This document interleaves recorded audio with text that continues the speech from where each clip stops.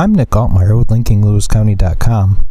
I had an opportunity to sit down last week with Pam and Kevin Ward, parents of Kevin Ward Jr., for their first interview now that there is no longer any pending litigation. Kevin Ward Jr. of Port Leyden was tragically killed during an August 9, 2014 Empire Super Sprints race at Canandaigua Motorsports Park when he was struck by a sprint car driven by Tony Stewart after exiting his vehicle during a caution. Kevin was just 20 years old at the time of his death. Criminal charges were never filed against Stewart, and a civil suit by the Ward family against Stewart was officially settled on April 12th of this year. Terms of the settlement were sealed by the court. The following is a full-ranging interview and is the first time the Wards have been able to share their full story. We started with some background on Kevin Jr. and the impact he was making on the racing world at such a young age. Mr. and Mrs. Ward also take you through the night of the tragic race and the aftermath. They discuss their feelings on the criminal investigation, their decision to file a civil case, as well as sharing stories about Kevin and his accomplishments. They maintain they don't feel Stewart intentionally tried to kill their son, but feel he should be held accountable for what they describe as reckless actions leading up to the accident. They also address Kevin exiting his car and accusations that he may have been under the influence of marijuana. We also discuss Kevin's legacy. The Wards have established a scholarship fund at South Lewis Central School, Kevin's alma mater, providing assistance each year to a student interested in pursuing a career in the racing field. This year marks the 4th year of the scholarship, where the family typically tries to award $1,300 in memory of Kevin's race car number 13. They also have an annual scholarship race planned for July 21st in Port Leyden. There will also be a Kevin Ward Jr. Memorial Race at the Evans Mills Speedway on May 19th. As is our common practice with interviews, we wanted to provide you with the raw footage of our interview. I'd like to thank the Ward family for inviting us into their home and taking the time to speak with us for their first sit-down interview. We're going to jump right in now by remembering Kevin with some stories shared by his parents. We then get into the night of the accident and the days that followed.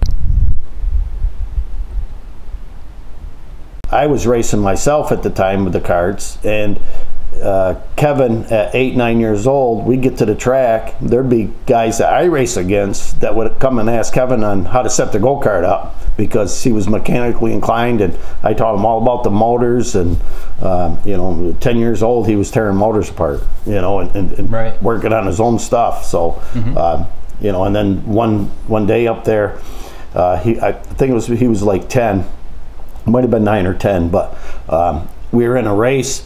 He was in a race, and this one young lad who, their parents didn't have a lot and whatever, but they were there racing and having fun with their child, and Kevin beat him, and Kevin come over to me, and he asked me, he said, "Dad, can I have them tires in the trailer?"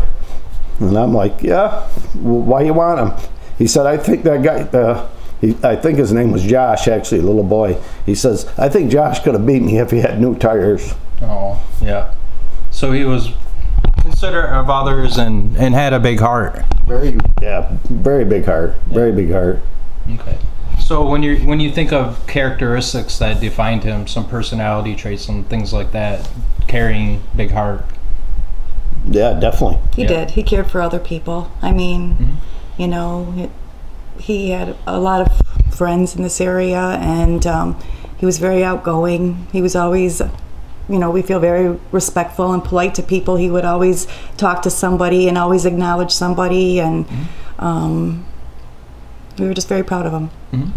So what generated his interest in racing, do you think? Were you big fans of racing? Was it something that he's seen a lot on TV, things like that? Or was it just something you think he was mechanically involved and he really liked the motors and things like that? So did you think that was an outlet for him to kind of experience some of that stuff?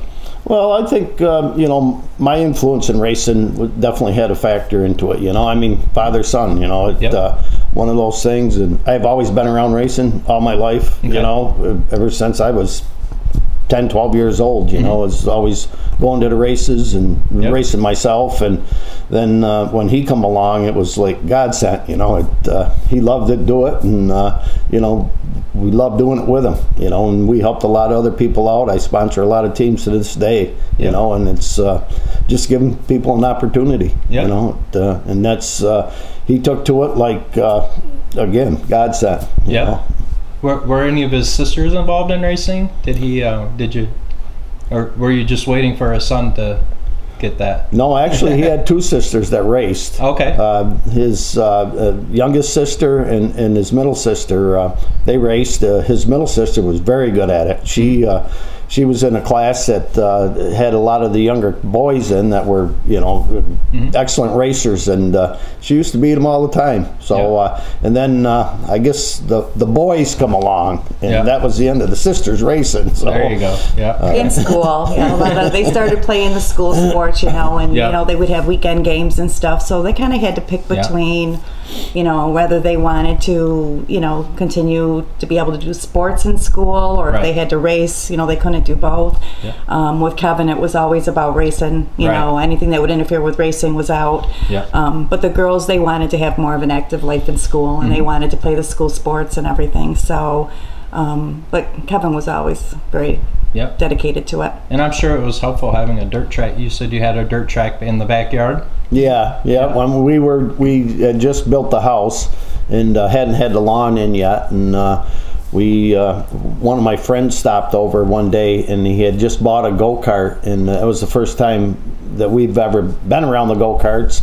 I think he stopped Sunday night with it, and we got to looking it over. And of course, Kevin had the fun cart, but these other go-karts that we have nowadays, they're competition go-karts, totally different. And I think by Wednesday that week, we had about 3 of them here, or 4 of them that we went and bought, and that's where it started. I mean, it just, and then he used to go out there again, you know, he would race on the weekends, but during the week he'd still be out there going around hundreds and hundreds of laps out back. You know, it's something he done. I tell everybody, his sisters used to ride the fun cart around the house or go out on the front lawn or whatever and around the back, and I don't believe I ever seen him go around the house once.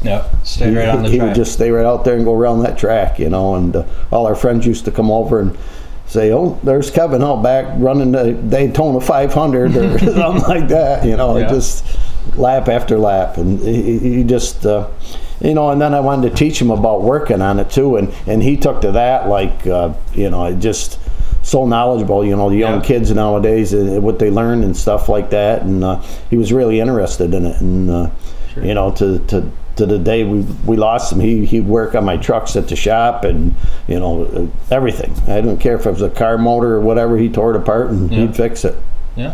So you said he was 4 during his first few races.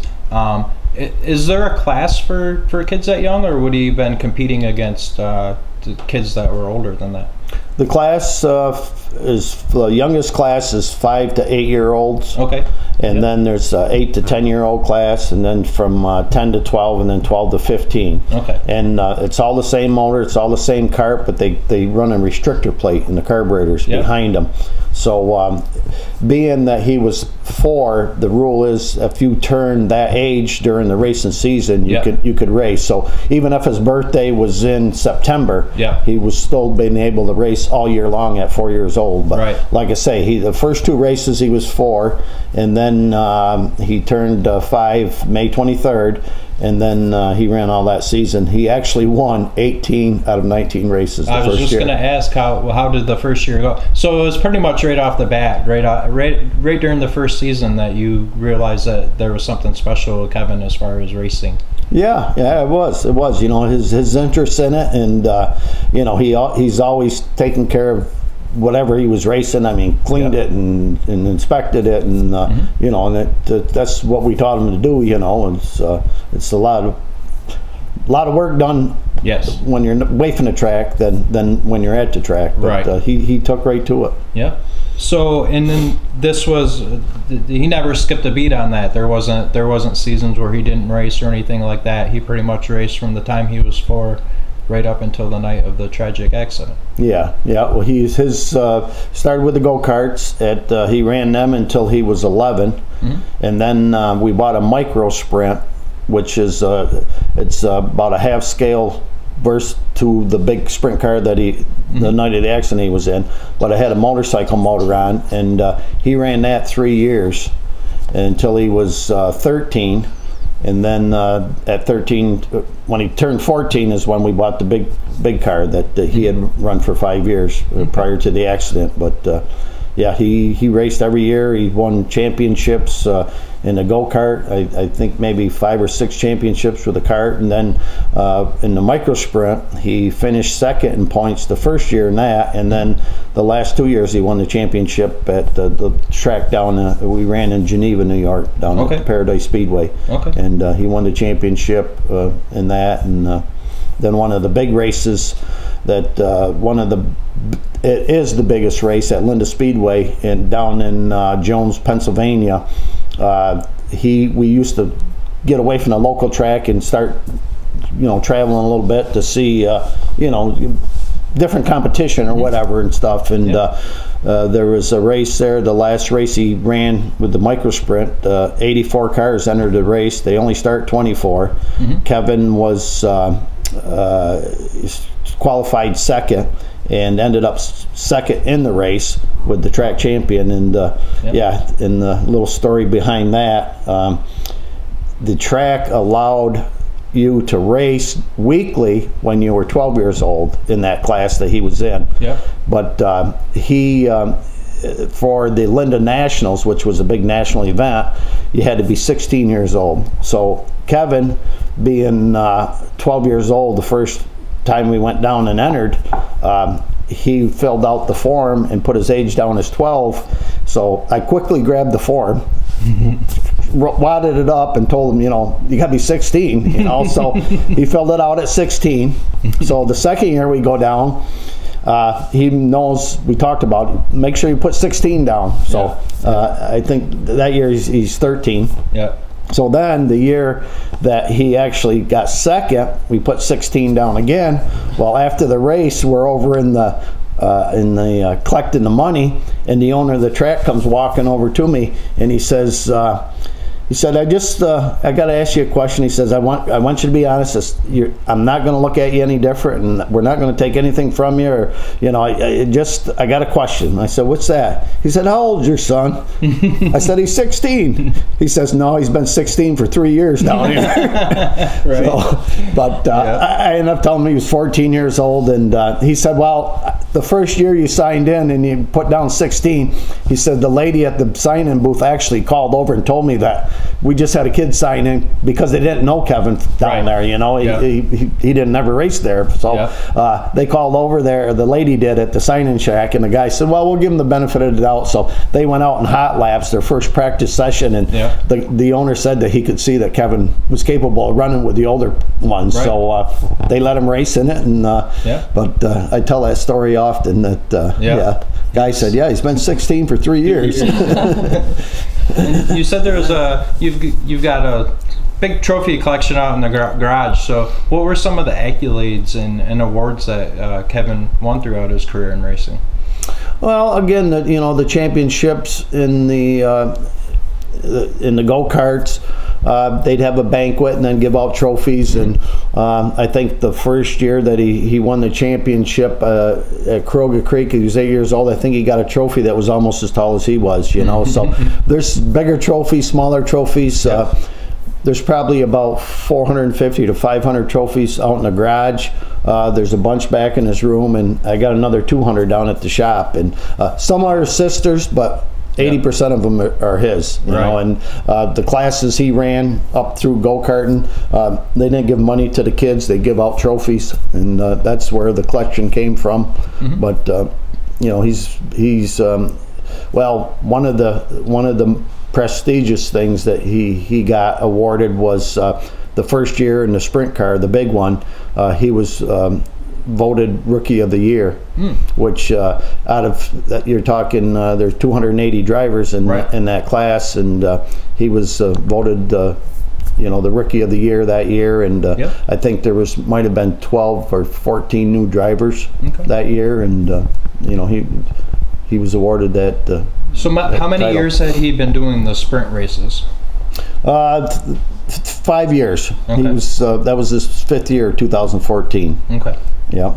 And it sounds like that he was on the path that you know, his life was kind of devoted to racing. What were some of what was his long-term goal with that? I mean, did he aspire to be a professional racer, or was that something that he was working on, or? No, he definitely wanted to be a professional racer. I want to say the highest class in sprint carring is the World of Outlaws. Mm-hmm. They run about 90 races a year. The guys put on 60,000 miles a year, going all over the country, Yeah. and that was his goal, to run the World of Outlaws someday, you know. And Yeah. I've had people say that he was on his way to do it. You know, Yeah. it's a lot of money. It wouldn't have been probably it definitely wouldn't have been a family operation like we had a race with Mm-hmm. all the way through. It'd have been some big sponsor picked him up or whatever. But you know, that was his goal, and he was on the path to do it. You know, he ran some good races. Yeah. I think he had four wins with the sprint car. Mm-hmm. The first one actually came up in Canada. His second year racing, they had a big. I'm sorry, it was his first year racing.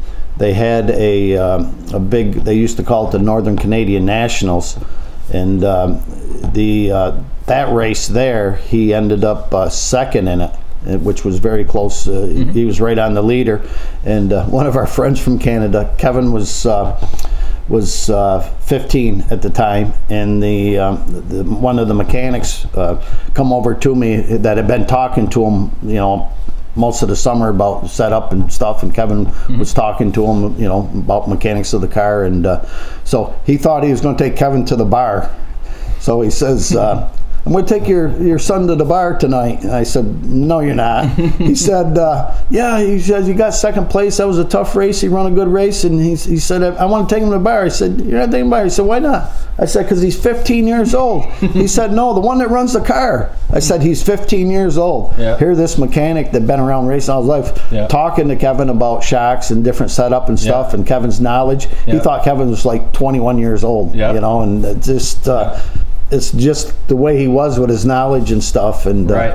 you know, he back to the mechanics. He put his heart and soul into that race car and shocks and development of how it worked, and that's what he done. How far away would racing take you guys? The farthest was 6.5 hours. We'd go up into Canada, up in Quebec, and then there's another track over in Oswego, which is below Toronto, south of Toronto, over in Canada. That was, and then we actually raced in Florida, down near Tampa. There was a track that it was the Spring Nationals. It was a race in February, and he raced down there one time. Mm-hmm. So I mean, that was unusual. That was the longest trip. But weekly schedule, it took us up into Canada like 4 times a year. Okay. The 6-hour trip. Raced with Tony Stewart. I think it was maybe the 5th or 6th time. Tony used to go with Jessica Zemkin, who was a local racer that we raced with weekly back in 2010, which was Kevin's first year, and he raced with Kevin, or Kevin raced with him, or vice versa, whatever, for a couple times that year. And Tony came over to our trailer with Jessica one night, you know, when Kevin had a good run going there, and then Kevin raced with the 410s. Kevin raced the 360 sprint car, but the 410s, which are the bigger motor cars, would come around. And one year and one night in 2011, I believe it was, they had the 410s at Can-Am Speedway up in Lafargeville, and Tony was in the race that night. And Kevin, we entered Kevin because you could run a 360 with the 410s, and I stood beside Tony Stewart that night, and Kevin was in the race. He started 7th in the B main and actually won it. And Tony told me, he looked at me and he said that I can't believe how your son can go with that car. Yeah. You know, so you know, we knew of Tony Stewart and what his accomplishments were, and you know, every time Tony came around and raced with ESS or where Kevin was, I mean, it was a big thing. He got a big star there, and just to race against him and maybe beat him, you know, that's motivation. Yep. You know, and not only did he motivate Kevin, everybody, you know, everybody's like, Tony Stewart's here, man. We're gonna, you know, try to beat Tony Stewart. That was the thing. That was the thing. So probably draws a bigger crowd for it does to compete in front of, and yeah, it does get a little more exposure in the racing world. Yeah. So basically, the other racers weren't. What was the attitude toward a professional racer like Tony Stewart being there? Were they comfortable competing on the same track? I know you said it's like a motivating factor and things like that, but they weren't. Trying to think of the right way to put it. Like it's not like he wasn't stepping on their turf or you know, dropping down.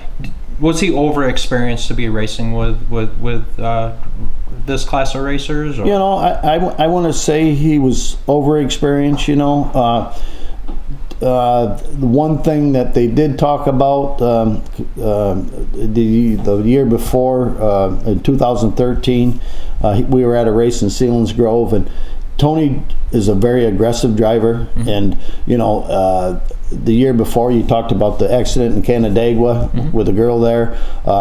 He would make moves and stuff that maybe the local people or the weekly racers that race together all the time wouldn't do that move on somebody. Well, you know, he was an aggressive driver, no doubt about it, and he made a move that night that no other guy on the track would have made. You know, he tried to put the car in where a motorcycle went. You know, and that probably was the cause of the accident. He admitted to causing that accident. And that was just the year before. That was in July of 2013 at the same track where it caused a 15-car pileup. Yes, yeah. And Kevin was involved in that. We were involved in that. We actually bent our chassis and had to go to our backup car after that. And again, you know, it just sprint car racing is aggressive. They're open wheel cars. Things go flipping. They're very safe, really. I mean, to watch them crash, you'd think, you know, the guy's got to be dead. I mean, we lost a brand new car in 2013, the 5th race out, the brand new car, and Kevin destroyed it at Granby. You know, he running 140 mile an hour and put that thing end over end and ripped down the fence and hit the concrete barrier and shoved that out of the way. And truthfully, it wasn't good when I seen it happen, you know, and I went over there and he ended up with a bruise on his knee, and that was pretty much about it, you know. Just you know, back to the weekly racers and that they loved, you know, they loved the competition, and you know, they just every now and then would talk about how aggressive some of the other drivers were, and one of them was Tony Stewart that they included in the conversation. So do you think they were more prepared? You said Kevin had raced with them 4 or 5 different times. So you think they were more prepared for his tactics and his aggressiveness and things as he showed up more and more locally? I think so. I mean, they were aware of it. You know, Kevin's style of driving. They call it the up on the berm or the cushion. Some guys run low on the track. Some guys run middle. Some guys are all over. I knew where the 13 was. Kevin was up on the cushion all the time. All the time. That's where he was. You know, so you know, the night of the accident, that's where he was. Tony come up and slid him, and Kevin, when you get a slide job done on you, obviously it's to kill your momentum. You let off, you got to hit the brake, you're losing ground. The guy that just slid you, he's got an advantage, he passes you.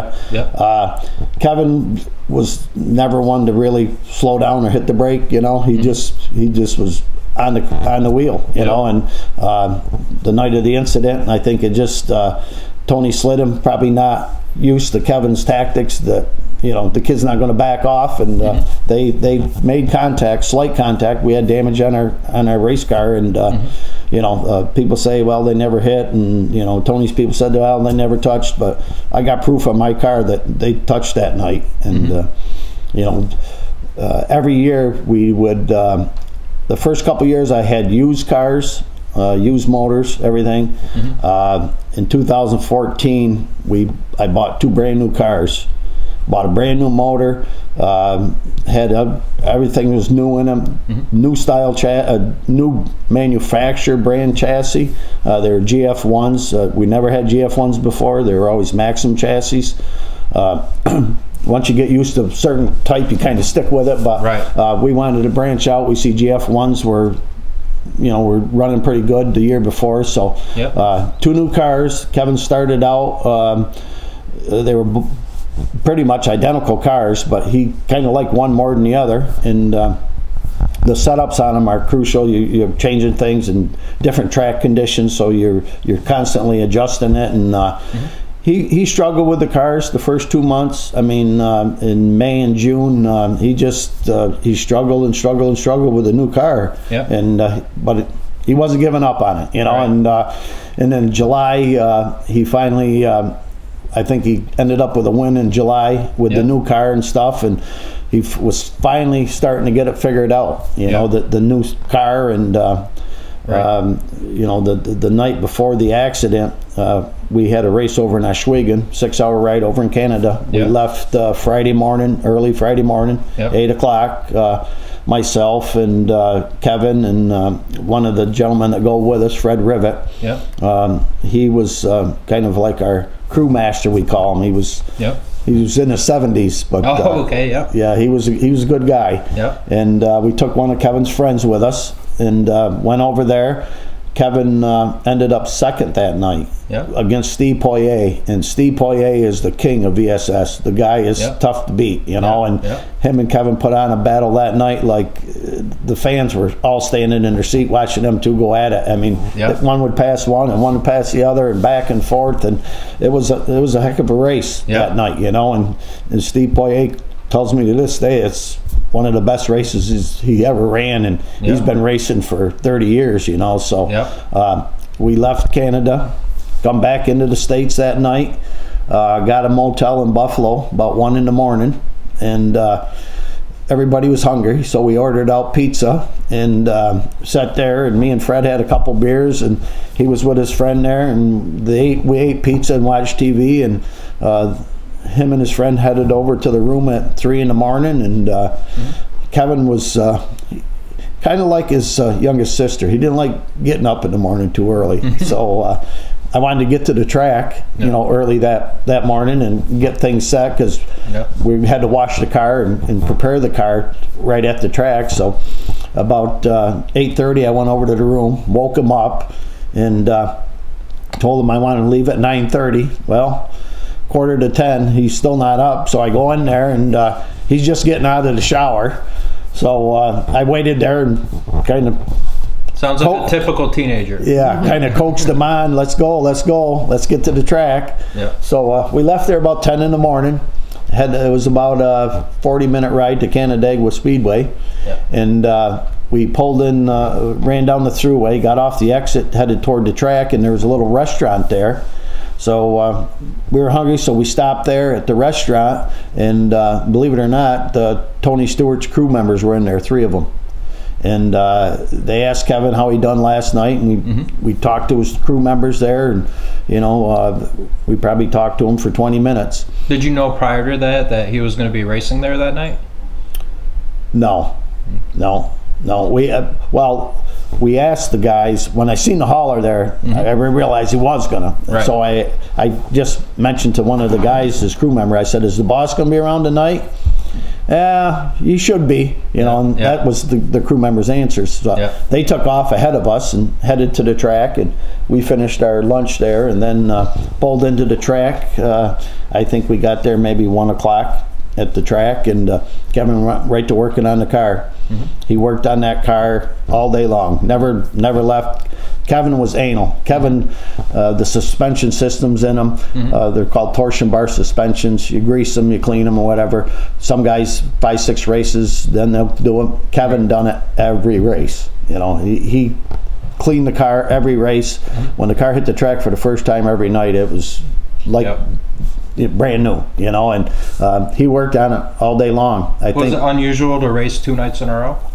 No, there's probably 2 or 3 weekends we actually race 3 nights a week. Oh, okay. You know, Friday, Saturday, and Sunday. But very common to race 2 nights in a row, and that's what you do is you go to the track and work on your car there at the track versus bringing it back to your shop and having a clean atmosphere or whatever. But you know, he would still do all the maintenance. Everything he would do at the shop, he would do in the field. You know, and that night he done the same thing. He worked on the car.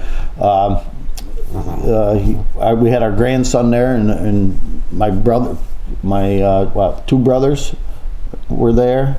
1 brother, I should say. Nieces, nephews were there to watch him, and they brought one of my grandsons were there, and he took them on the 4-wheeler. They went over to the food stand, came back 5 minutes later. That was about the only time that he left, got away from the car that night.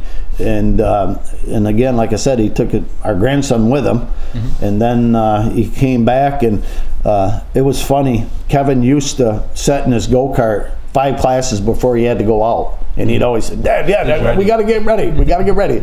Well, just the exact opposite with the sprint car. He was always the last one to get in the car, last one out on the track, and that's the way he was. And that particular preparations, that particular night, everybody's on the track. The ESS official comes over to us and said, "Kevin, you got to get out there. You got to get out there." So finally, he gets the stuff on. He gets in the car, and out on the track he goes. You know, and it was calling for rain that night, so they were kind of running the show right along.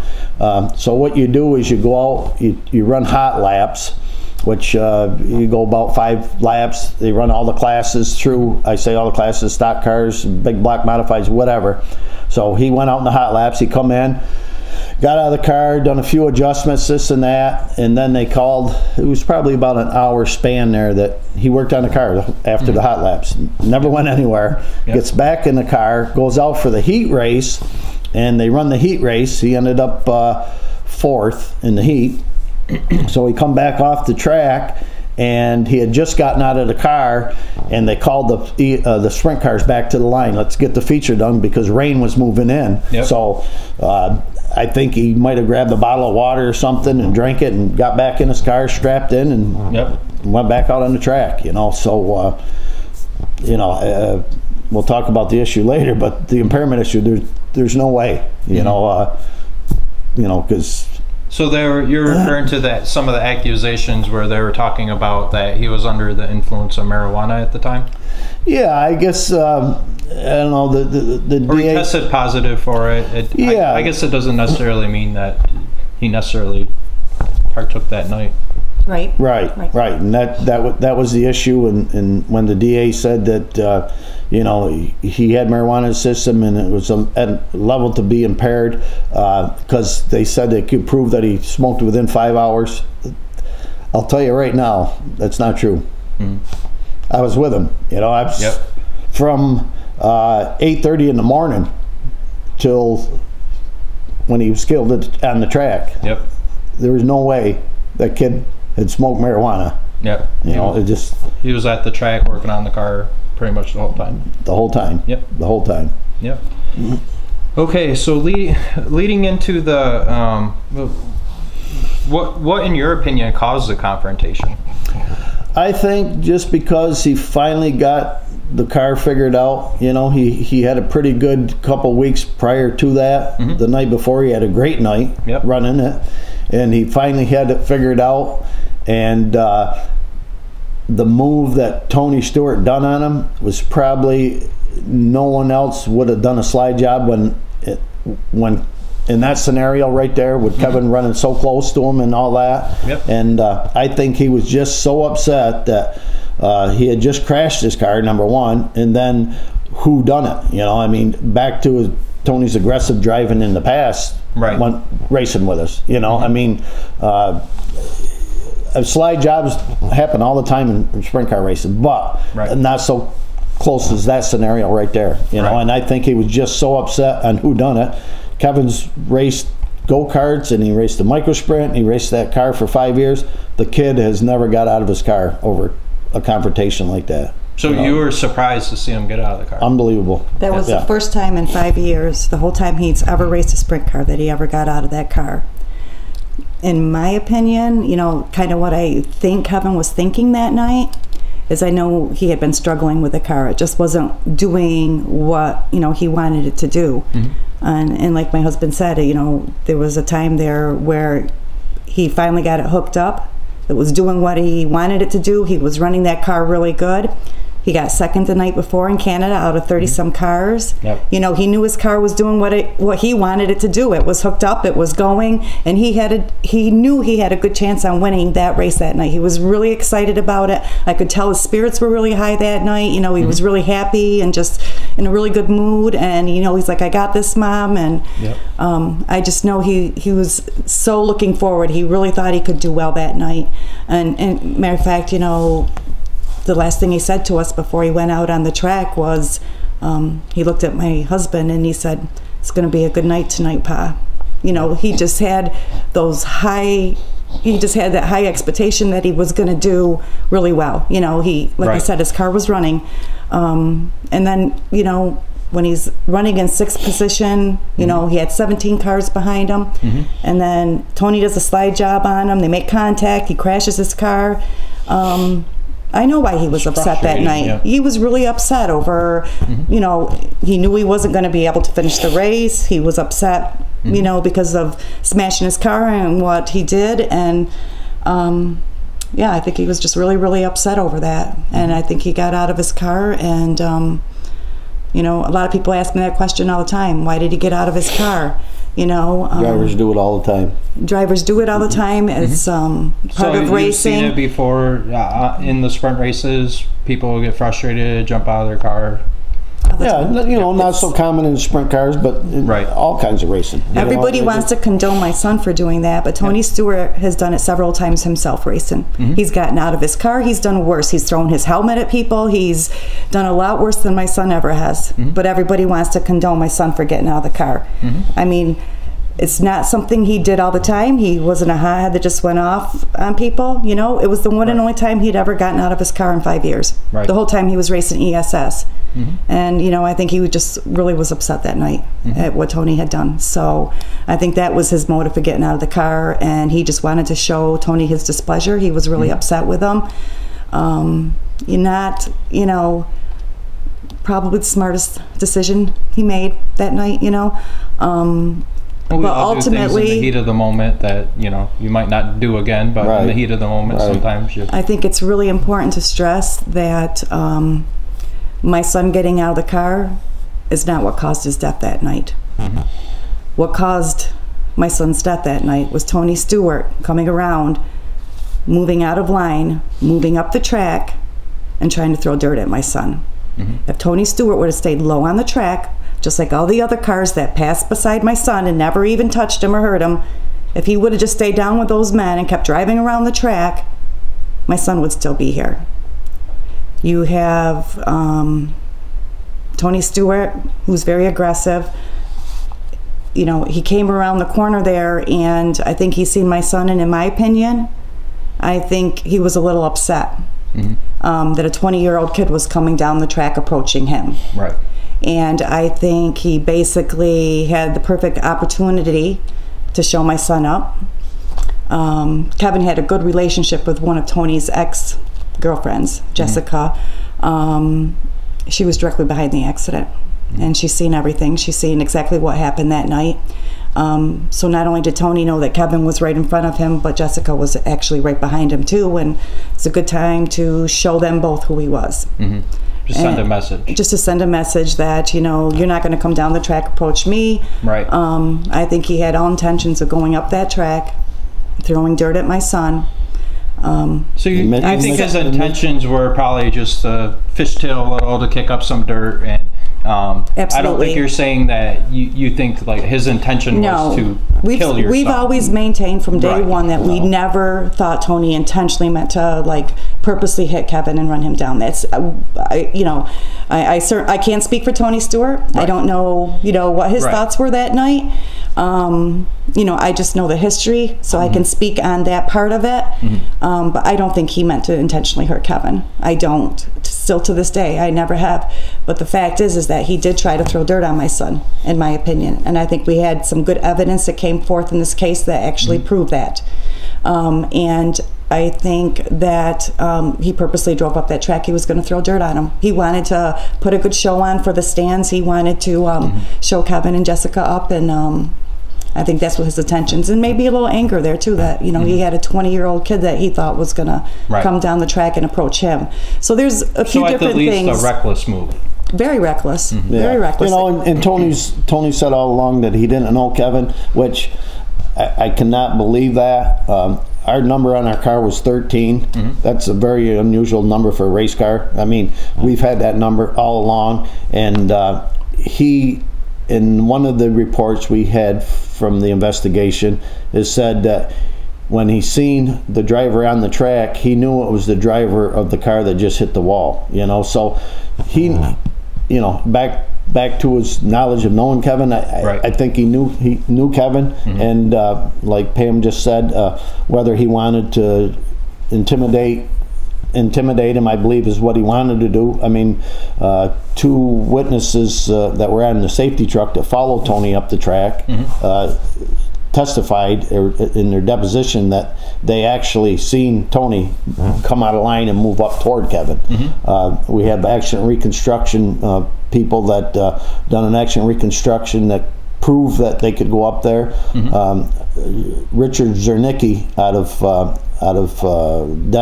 Denver, Colorado, was one of the accident reconstruction people. He does videogrammetry.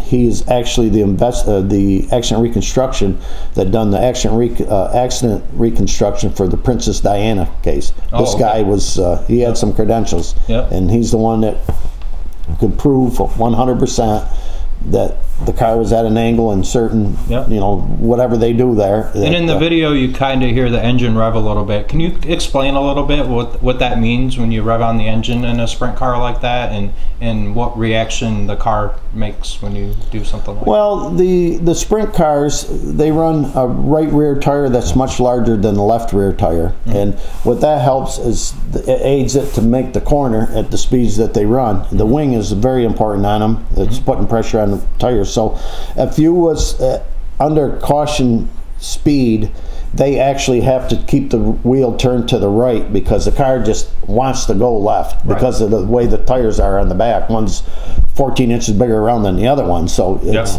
the theory is you take a Dixie cup and roll it. The Dixie cup don't roll straight because one side of it's smaller than the other, and it's the same situation there. So, and now you put throttle to it, the thing wants to come around to the, the back end wants to go out to the right and the car wants to go left, and that's the characteristics of it. And you watch the guys when they go out, before the hot laps or start the race and they clean their motor out, they'll hit the gas, and every time they do, the car goes sideways, so. And that's something any experienced driver knows. Oh, most definitely.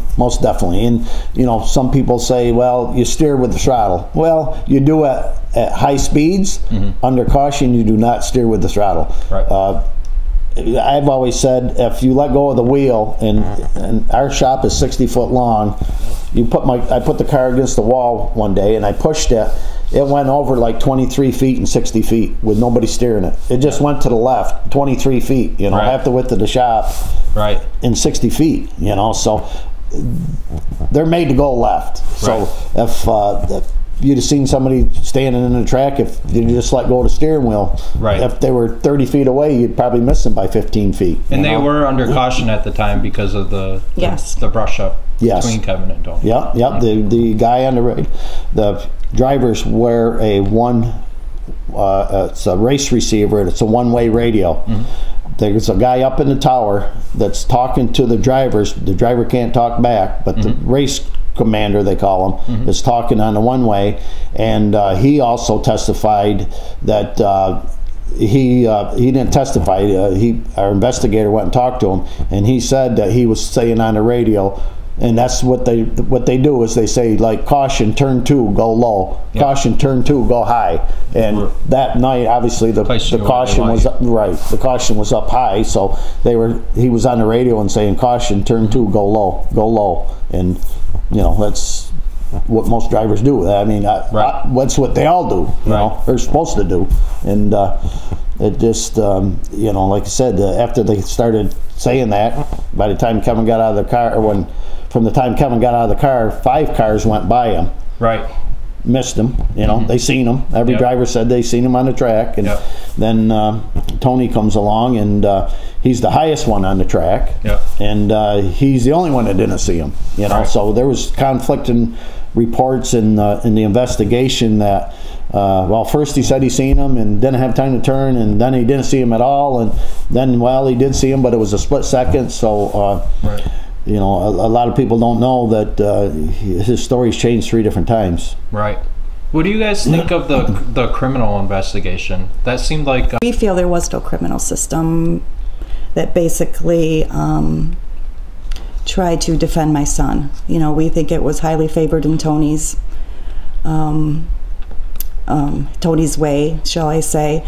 Well, to start it out, the racetrack was on Ontario County Fairgrounds. Right. The Ontario County Sheriffs investigated the accident. Yep. I would think there was a conflict of interest right there to start with. There was an accident out in front of the track. A state trooper was tending to an accident in front of the track, but the state troopers were never brought into the scene. After the accident, the race was red flagged. Cars were all set on the track, randomly around the track. Within 3-4 minutes, they cleared the track and got everybody out. We understand they pushed Tony's car over to the trailer, pushed the car immediately in his trailer, removed the right rear tire, which is very common because it's so wide, it's easier to load your car with the smaller tire on it. So a lot of teams take the right rear tire off. We took it off. You push the trailer in. They said that he got over there, they immediately took the right rear tire off, put another one on, pushed the car in the trailer, closed the trailer up, and they were yelling to get out of there. My eyes, that shows some guilt right there. If I'd have hit somebody, I'd have probably jumped. That's me. I'd have jumped out of my car and ran back and see if he's all right or whatever. I definitely wouldn't have tried to get out of there as fast as I could. Right. So he never stopped. He moved on and he basically had his hauler all loaded up and he was ready to get out of there. Matter of fact, he did leave the track. I don't think he left the track probably an hour and a half after it happened. Well, he never came out and checked on Kevin on the track to see if he was okay. He never came to the hospital. Actually, we've never heard a word from Tony Stewart. The sheriffs showed up there, the investigators, and there was 2 of them at first, and they came up to where Kevin was and looked everything over there, took some pictures or whatever, and then they went over to Tony Stewart's trailer, and at that point they realized that he had to put his car in there and everything. So one of the investigators told us, they told him to take the car out of the trailer and put it back the way that it came off the track. There was a small dent in one of the wings, they said they took a picture of, and the investigator said, well, I want the right rear tire that was on the car, and so they go up to, one of the crew members went up to the trailer, and this is the investigator told me this, that they went up to the side of the trailer. There was like 5 tires in there. They said the guy grabbed one tire and gave it to him. Well, was it the right rear tire that came off the car?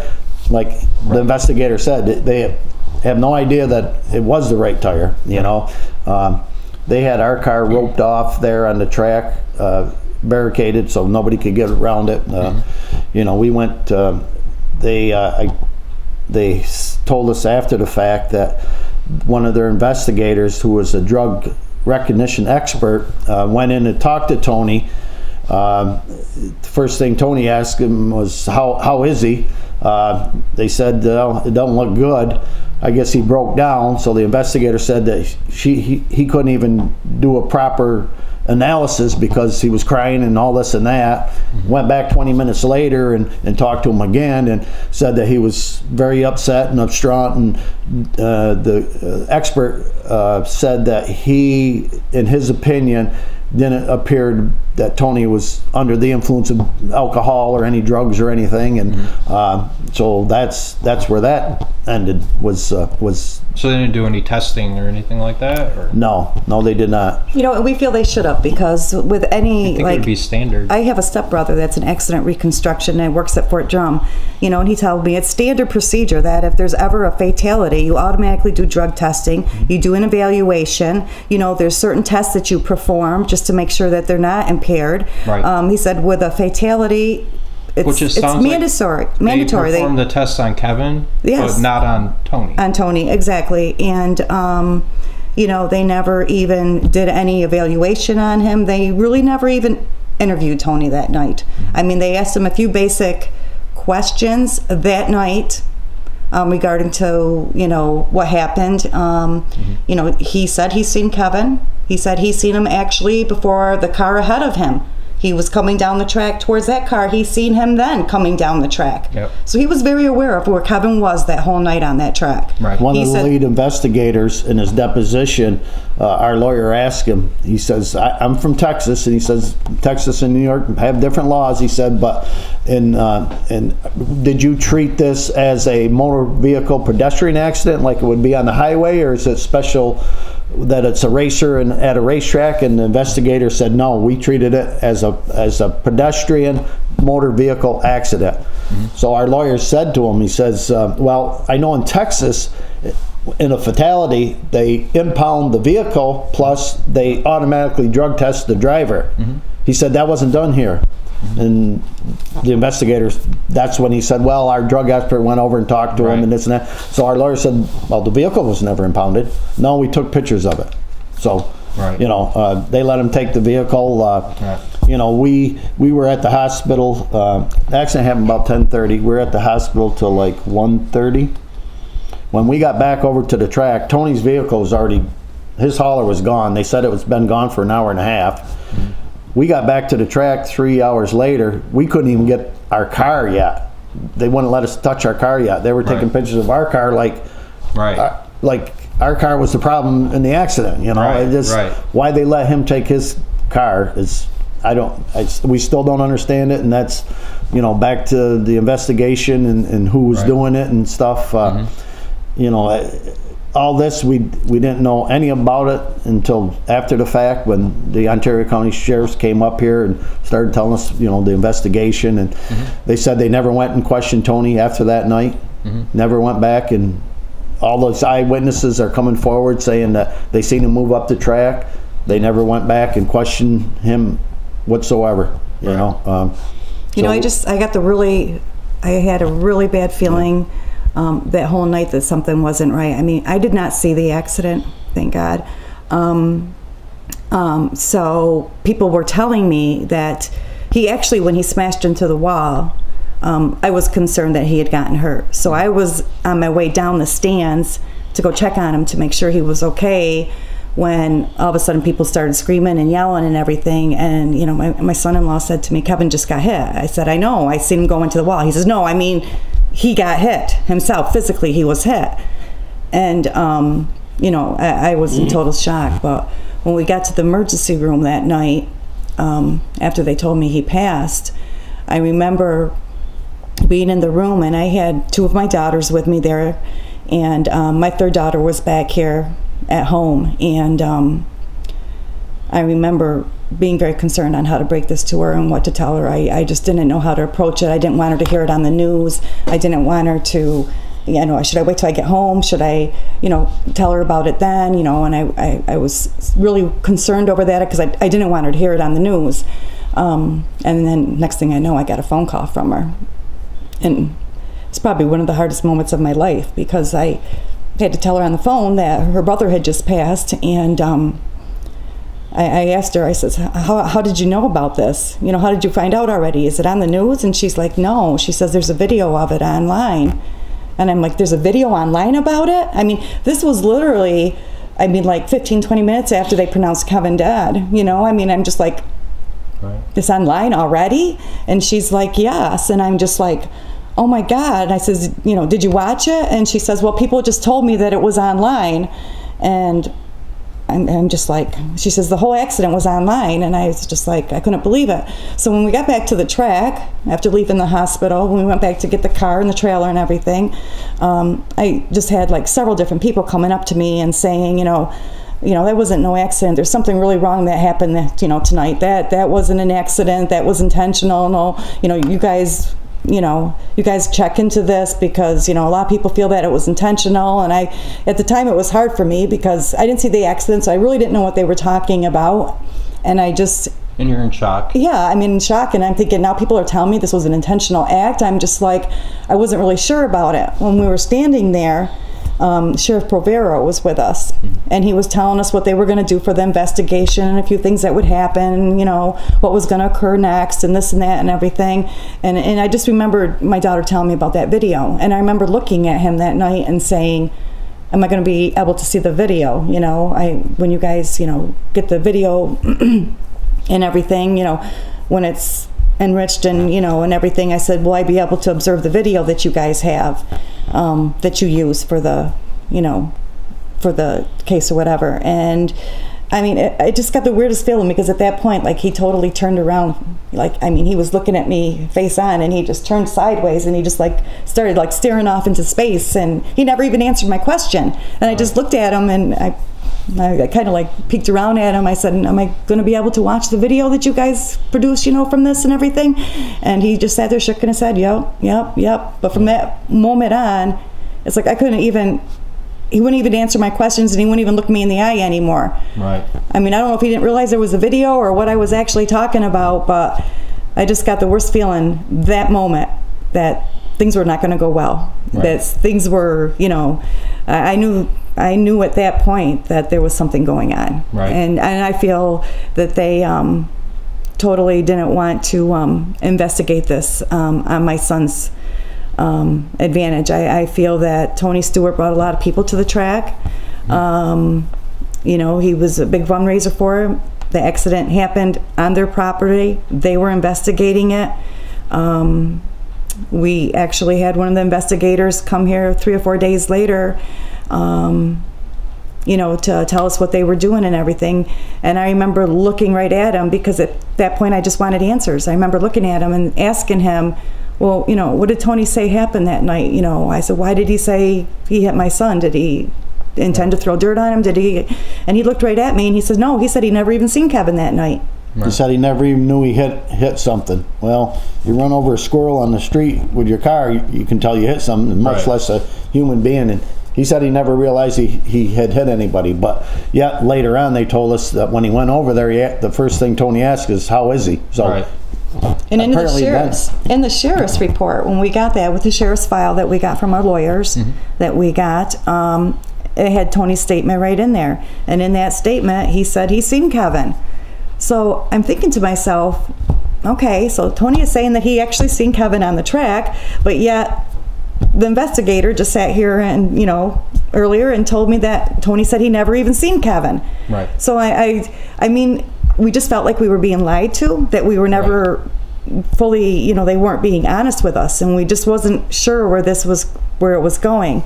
I know there was another former, well, he still races, Danny Varon. He actually wrote a book on the whole episode, the accident and everything, and he was directly behind the accident. Between him and Jessica Zemkin, they were directly behind the accident. So he wrote a book about it called Smokescreen, and on page 127 in that book, he was called to testify in the grand jury to see if Tony should have been charged. And he said he got the strong sense that all of the questioning was leading towards convicting Kevin and clearing Tony. Right. I mean, he said that, you know, he sensed it. He said he just felt very uncomfortable with the questions that they were asking him. And, you know, we had The DA actually called me prior to it going to grand jury, and he said that it's going to go to grand jury to see, you know, if we got enough evidence to charge Tony and all that. And he told me at that time, he says, you know, last thing he told me, he was ready to hang up, and he said, well, I just want to let you know that we found marijuana in Kevin's system. I said, oh, really? He said, yeah. I said, well, okay, bye. So I hung up from him. And then right after the grand jury, the grand jury started on a Monday, and he called me Tuesday morning.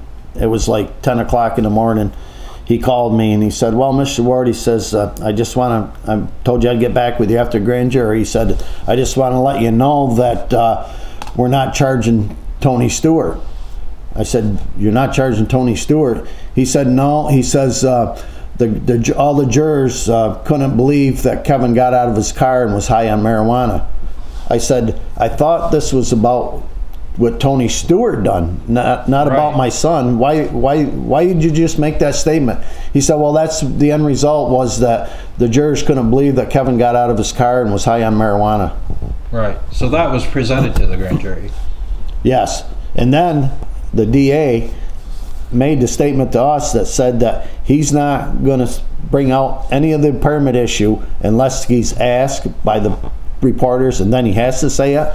Mm-hmm. Well, the videotape of the DA coming out of the courtroom, or out of the court that day, comes right out and says that they will not be charging Tony Stewart for Kevin's death, and that they found marijuana in Kevin's system. He come right out and said it without even being asked. Right. And you know, so and that red herring was so that they had something against Kevin, so that they didn't have to charge Tony. One thing I want to say about that is that during the deposition, Tony's lawyers had a toxicologist that they deposed. And when our lawyer was talking to that toxicologist, it was brought out in this deposition that they never tested Kevin's blood until 39 hours after he passed. Every moment, every hour that you post-mortem, any drug level that you have in your system will increase. Okay, so what they do is they use this Raymaker's article. And this is according to Tony's toxicologist here that has given us this evidence. There's an article that all toxicologists use that they're very familiar with, that drug levels will rise post-mortem. So you have to deduct so many counts for each hour. Now, when you deduct a certain amount of hours, most states that legalize marijuana, Kevin's level was below that. He was not even considered impaired. I don't know if the DA, why his toxicologist didn't consider that fact. Right. I mean, because there's a big difference between having THC in your system, which stays in your system for 30 days and sometimes even more. Right. Or someone that smoked 5 hours between racing. There's a big difference whether he just had THC in his system, or if he actually was impaired at racing. Right. There's no way whatsoever that I feel my son was impaired while he was racing. And you know, I feel I have to defend him because that's what everybody condones my son for, is getting out of the car for him being impaired.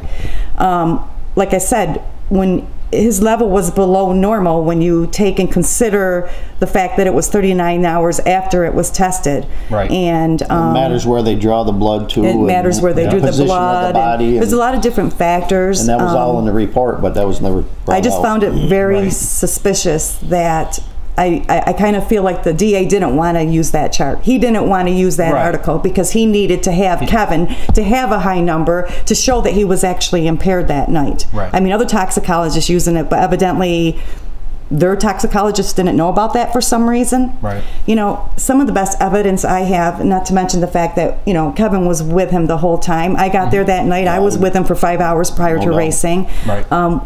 But Kevin got second the night before out in Canada. He drove across the border. Right. Came straight to Canandaigua that night. Right. We were with him all night. He got second the night before. He got fourth in his heat race. Right. Out of 8 cars. He was riding in 6th position when Right. he was taken out by Tony Stewart. He was in 6th position, beating 17 cars behind him. I mean, he was holding his own just fine. Yeah. Does that sound like somebody that was impaired to you? Right. I mean, I just really have to question if the whole impairment issue, in our opinion, was just put out there for the fact that that gave them the means to clear Tony Stewart. Right. That gave them the information. That gave them the means of something that they could use Kevin and blame him as a victim, Right. but also to clear Tony Stewart. Yeah. Because it also seems shocking. I still can't get over the fact that Tony Stewart was never tested. He's never tested. Right. Right. They never confiscated not that his it would have car. changed anything, but No, not I even. mean- I'm not insinuating that Right. he was guilty of anything, but it's just very, very odd to me that. Yeah. I mean, there was just so many red flags that went up through the whole investigation. Like, we had from a very good inside source, somebody directly from that department, that actually told us that Tony Stewart's lawyers were calling them daily, if not every other day, before the his grand lawyers, jury. before the grand jury, to see if they were even going to charge Tony Stewart. Yep. By the way, they charged him with nothing. He actually got nothing out of this whatsoever. Right. The way the grand jury works is there's 23 people on the grand jury, and I don't know how true it is, but somebody along the line, and I have no idea, remember who it was, but they said 9 people actually wanted to charge him. So they have to have 12 people. That has to be 51% or whatever, but somebody said that there was actually 9 people that wanted to charge him. They just Right. lacked 3 from And that's doing not it. even saying he's guilty or not guilty. That's just doesn't Rather move than forward to charge- court. right. That inside source told us that they knew that night they were not going to charge Tony Stewart. Yes. So everything from that point forward was to lead in Tony's favor. Right. And I strongly feel it was because of who he was. You know, I often have said, I wish it wasn't Tony Stewart. I wish it would have just been any other person, Because then you any would've other got driver. justice. Because we would have gotten justice and that person would have been held accountable and he'd be in jail right now. You know, and that's all we wanted out of it. You know, if he would have been charged criminally, there wouldn't have been no civil suit. And You know, that was what I was just going to absolutely not. ask you. I mean, that kind of evolved into, that was your reasoning behind the civil suit, because you figure he wasn't held accountable from a criminal standpoint. There was that had a lot to do with it, but honestly, to make sure that, and I think it's pretty well known knowledge around this area. I think most people have heard about it. But Kevin's girlfriend at the time, his girlfriend of 1 year, came to us and told us that she was expecting his baby. So at that time, This was a month after the accident. right to the date. So at that time, you know, we were kind of stunned, but we knew that that baby wasn't going to have a father to support him. Right. We knew that somebody had to provide for this baby. And if a civil suit would give us that means to secure that baby's future, that's what we were going to do. We were going to do it for that child. So for the first year, we basically didn't expect to get a cent from this, because anything that was awarded whatsoever would have went to that child. So we fought this, you know, battle for the first year. It had nothing to do with about money. You know, it was about getting accountability, it was about getting justice, and it was about providing for this baby. Unfortunately, after the DNA testing was done, it wasn't Kevin's baby. We still, at that point, had enough evidence in the case where we strongly felt what he did that night was intentional, and we still want accountability. Yeah. We want accountability for what he did to our son that night. It's getting justice for our son, which is very important for us, because he is not here to do that. It's not about the money. You know, we didn't even want to settle this case. When we hired the Lanier Law Firm, they took this case under the assumption that there was a baby. So that was a huge case at that point, because you're dealing with somebody like Tony Stewart that's worth $70 million, and now you got this baby that's not going to be, you know, it's going to need some kind of means for, you know, somebody to take care of it and everything. So now there's major damages because there's a baby involved. Right. After we lost the baby, basically, Lanier Law Firm didn't seem like they had any interest in our case anymore. I feel that they knew that we could get more from a settlement than we could from actually taking it to trial because we lost those damages. So that was in, I think, their best interest as a financial, as a financial gain. Yep. I think in their eyes, they felt they did best for us because they were getting us more money. And that's ultimately what a civil suit is about.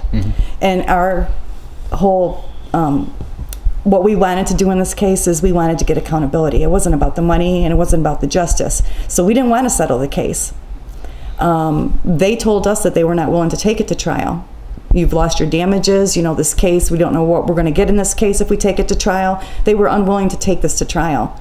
So basically they told us 1 month before the case was to go in front of a trial, either you settle this case or we're going to ask the judge to be dismissed.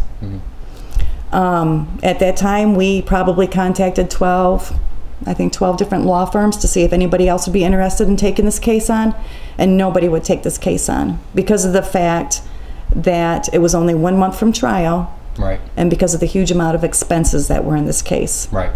They would have actually had to pay for the file, when everything, and we couldn't get any lawyers. So we were in a position then that if we didn't have lawyers to take it to trial, if we couldn't get new lawyers to take it to trial, we were going to get no accountability whatsoever because we weren't even going to take it to trial because we had nobody to try the case. Right. So it's either do you settle and get a financial accountability at least, right, or do you just basically lose everything and drop it? And yeah, lawyers, they've said all along that we had a winnable case, with the accident reconstruction and everything. We had a winnable case in court. But their issue was that they would have held Junior somewhat responsible for the accident. So if it was 50% responsible, unfortunately, the state of New York was only one of 5 states that a parent can't be compensated for pain and suffering for losing a child. So, it would have been a multi-million-dollar case if it was in one of those other states, but in New York it was nowhere near that. So their theory was that if you go to trial, just throwing out a number, if you got awarded $1 million, they hold Junior accountable for 50% of the accident. The lawyers had more than that in the expenses in the trial, so you're left with nothing. They don't even get all their expense back. So that was Lanier's reasoning for not taking it to trial. Bottom line, they said that you're going to get more money out of it and this and that, and well, we don't want we're not in it for the money, but they said, well, that's the only accountability is making him pay. And making him pay and agreeing to settle is, that's showing some that maybe it is he was part of the guilty or whatever. But we wanted him held accountable by in a trial, like jurors of our peers to basically hold him accountable and say, no, you did something wrong that night. We feel that should have happened criminally, or at least put him on the record with. Yes, I mean, we feel that should have been done criminally. He should have been charged with something, and he's had no accountability for this whatsoever. And so that's what we wanted. We wanted juror of our peers to say, no, you did do something wrong that night. That was our whole purpose why we wanted this to go to trial. We did not want to settle this case. In our opinion, our lawyers were saying, well, we didn't force you because you could have went somewhere else and obtained other lawyers. I think they knew we couldn't obtain other lawyers, so that's why they were willing to do that.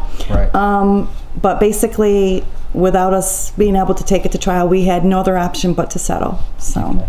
And then the settlement actually took place just recently. I think it was on April 12th. Yes. Well, I think it was April 12th that you went into court where it was actually sealed and everything. So we understand you can't really talk about the terms of the settlement or anything about that. But did you want to talk a little bit about like moving forward and Kevin's legacy and some of the things? I know you talked a little bit about you have other family members that are racing, things along that line. So what kind of things do you envision that you can keep his memory alive? Well, we do have a scholarship fund. Okay. We have a scholarship up to South Louis School, and it's devoted to anybody that's in the racing field that has an interest in racing, anybody that goes to BOCES that's either in diesel or auto mechanics or small engines, anything like that. We've given it out for 3 years now. Okay. We have a fundraiser every year. Yeah. We try to represent it as something that Kevin would have really enjoyed, and something that, you know, it reminds everybody of Kevin. We do just some fun racing around on a track. We have a Chinese auction. We try to have a chicken barbecue every year. We have things that we auction off that are in memory of Kevin. My mother usually does a quilt every year where she'll do pictures of Kevin racing, family pictures of racing, anything along that line, and we, you know, try to auction that off every year.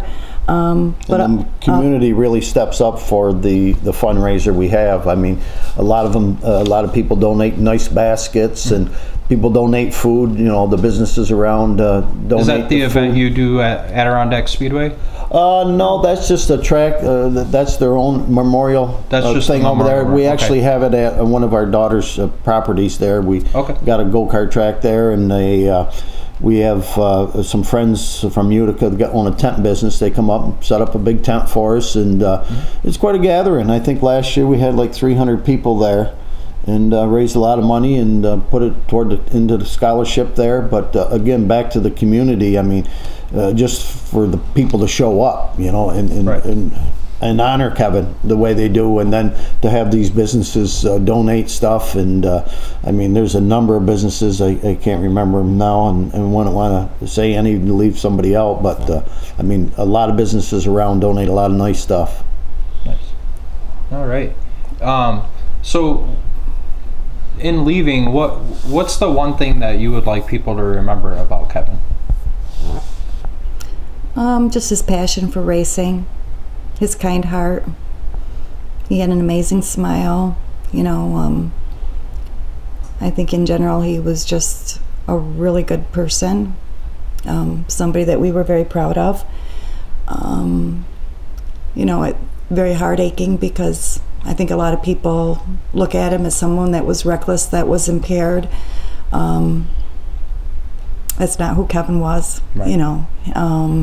That he was a hothead and all that, which everybody's got I want to say a temper, but his was no different than anybody else's. You know, he put a lot into the car, and you know, when you're on a basketball team or a baseball team, you got members, and it's not, I'm calling a one-man band. When you're in a race car, after putting all your time into it, you're in a one-man band. You know, it's all about what you do. You know, so, and he had a passion for it, and he was very good at it, and worked very hard at it. You know, and that was something, and he was willing to help people. You know, Kevin.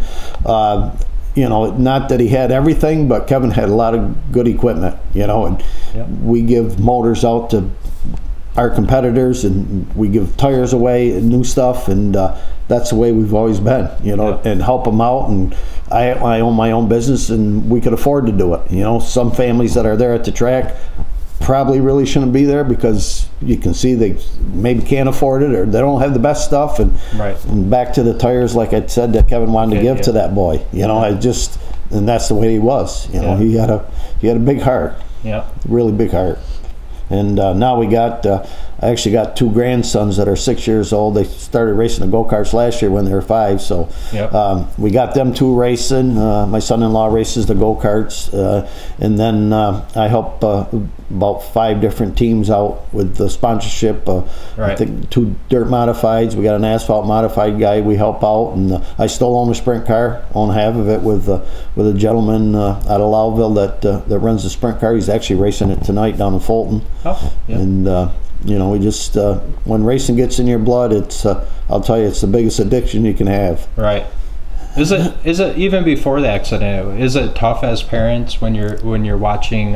Is it hard to watch the races, knowing how dangerous of a sport racing can be? I mean, I know you hear it, you know, when you talk to mothers of football players and things like that, and I think you see it even a little bit more with racing. Was that always a concern? It was always a concern that he was always going to get hurt. I worried about it every time he went out on the track. But, you know, ultimately, you know, boys grow up to be men, and you have to let them do what they enjoy doing. And he loved racing. That was his passion. And he had told me once, if anything ever happens to me, Mom, I'm going to die doing what I love. Unfortunately, the way he died, I don't think it was what he meant. And that was very unfortunate. And he shouldn't have had to go out like that. Or the Evans Mills Memorial's May 19th this year. backing up our story there, in the sprint cars, we always ran them on dirt. Well, back 4 years ago, well, I should say 6 years ago now, they had the first asphalt race for the sprint cars. They put slicks on them and took the dirt tires out, put slicks on them, and they ran them at Evans Mills. And Kevin actually won the race up there. So they had the next year they had another one. It was the Kevin Ward race for the asphalt or whatever, and he ended up second that year. But then after he passed, they had one other one up there. It was a memorial race in his honor up at the track. But this year it's a light truck class that they're going to have the memorial race in there. But he actually holds the track record at Evans Mills, and he also holds the track record at AIS. We were over there and done some test laps for the owner there, because he was thinking about getting the sprint cars over there. But after he see Kevin go around there at 137 miles an hour, he changed his mind. Yeah, so that was so Kevin actually holds the track record at AIS, 13 seconds flat going around there, which is that's pretty unheard of. But the kid had no fear, that's for sure. And you know, a lot of tracks we ran, there was 140, 150 mile an hour. And these guys are running wheel to wheel, you know, right. inches apart. And that's another thing too, like with Kevin, you know, when he first started racing sprint cars, he was only 15. Right. He was racing against guys that were 30, 40, 50 years old. Right. So, you know, he was like the kid that was coming into the group, and I think my husband pretty much always basically told him, you know, you have to defend yourself. Right. You have to stand up to these guys. You have to be as good as them. You can't let them bully you. You can't let them push you around because you're so much younger. Right. And I think Kevin was that way to a certain point. Yeah, I mean, I teach them, don't overdo it. You know, Right. don't be aggressive, but don't be too aggressive. But be somewhat aggressive. You Right. know? And another story, now that I'm thinking about it, in the micro sprints, the first year, first race, we bought the car. It was a used car, and it has a motorcycle motor on it. You actually have to shift it. Well, all winter long we worked on the car, so I'm telling him all winter long. Now he's always raced in his age group with the go-karts. You had to be a certain age, and that's Right. the ones you ran with. Well, this micro sprints, it was from 12 to however old they are. There's guys out there 60 years old running these things. So Right. I'm telling Kevin all winter long, you know, that these, you know, you're going to be racing against adults now, and we're going to, you know, do things right, and we're not going out and make fools of ourselves and all this and that. And the very morning that we have to go racing in the afternoon was the first time he sat in the car, and I pushed him around the shop because you had to push him to start him.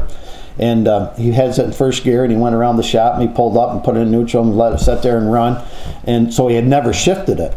So we put the car in the trailer. We're headed to the track, and I'm giving the old father-son speech that, you know, we're going down here. You're not going to be running over people and all this and that. You're going out there. You're going to take it easy and all that. And yeah, Dad, okay, yeah. So we get down there, and we're ready to go out in hot laps. There's 17 cars in the class that night. Some of the guys have been racing probably 10 years with them. So I told Kevin again, you know, you're going out here, you're not going to run over people, this and that. You're going to take it easy. And the last thing I said, but if you feel comfortable with the car, I said, you can get after it, you know, a little bit and, you know, see what it'll do. Yeah. So he had never shifted it up until he goes out the track. 17 cars, I wait, and I'm pushing him out, the last car out. They go about 15 laps. The first one to come off the track was Kevin. He passed everybody out there. So he goes out in the feature. Don't the little kid win the first feature ever in the car? 17 cars there. He starts like 12th, and he wins the race. Nice. So I had a brand new motor that I bought for the cart. So we go down there the following week. He's like 3/4 a lap ahead of everybody. He's coming around the fourth corner, and I'm headed over to the scale, so like you got to walk around the backside of the bleacher, so I can't see, you know, who's this. And he's in the lead. He's quarter lap ahead of everybody. So all the cars come off. Kevin don't come off. So I go over to the track. There he is, about 10 feet from the finish line. The motor, the cylinder had loosened up on the motor, and the motor quit, and it locked the back brakes up, and it skidded right up to about 10 foot from the start finish line. So I'm like, darn. So I called the engine builder. He says, get that motor down here. I'll send it right back. You'll have it for next Saturday. So I sent it down. Kid goes out and wins the third week in it. Yeah. I'm So like, what do I had all three? yeah. So I'm like after the third week, I'm like, Dad, just shut your mouth and let him race the car. Right. Just and that's the way he was. It just he was a natural for it. And we just taught him he had to own up respect to people, it. yeah. Yeah. And stick up for yourself and own everything that you do. And Yep. he was taught Good that. lessons. Yeah. One of the guys he used to race against that was the track champion before Kevin started running the micro sprint down there. The guy was he probably was maybe 30 years older than Kevin, and he was never beaten until Kevin came along, and Kevin beat him pretty much all the time. So one night down there, the last year we raced, he comes over to me and he says, he said, we went out in hot laps. He said, I blew right by Kevin. He said, I went out in the heat race. He said, I blew right by him again. He says, I'm thinking to myself, yeah, I finally got something for that Ward kid tonight. He says, your son starts 12th. He started outside pole. He said, first lap, they come out of corner 4, and he said he heard a car coming. He said he didn't even have to look twice to see who it was. He went by him and he said, damn it, he said, I ain't got nothing for that Ward kid tonight. So Bob Dresky, and Bob has been turned into a really good friend of ours, and he actually started asking Kevin for information on kart setup and stuff, so Yeah. I mean that's what he done. Yeah, that's awesome. Well, I really appreciate you guys sharing some of the stories and stuff. I mean, that really gives us a feeling for what kind of person Kevin was, and you really get a feeling for his caringness and, going out of the way to help other people and things like that. So We love to talk about him. yeah, well, I appreciate you giving us the opportunity to capture some of that. You're welcome. Yeah, very good. Was there anything else that you could think of that we didn't touch on, or?